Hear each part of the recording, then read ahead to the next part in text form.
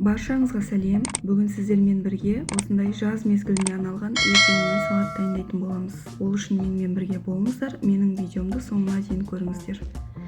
Бізге қажетті заттар: қияр, шалғам, аскөк, айран керек болады. Ең алдымен қиярымызды өз қалауымыз бойынша турап аламыз.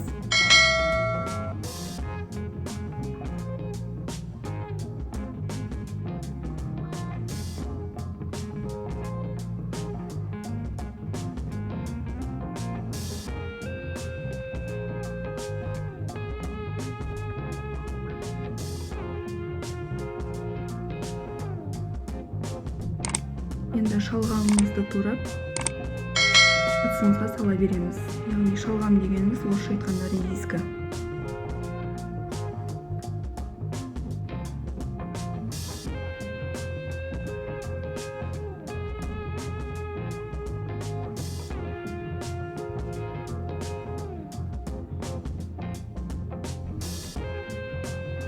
Аскөгімізді майдалап турап аламыз.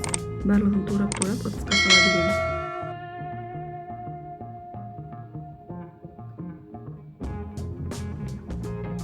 Аскөкті барынша майдалап тураған дұрыс.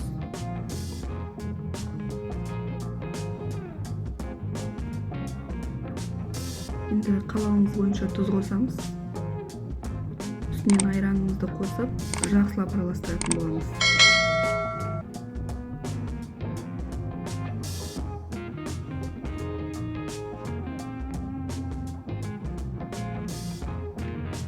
Осымен менің салатым дайын болды. Көріп тұрғандарыңыздай осындай салат шықты. Айранды мұздатып қоссаңыздар өте дәмді болады. Менімен бірге болғандарыңызға рахмет.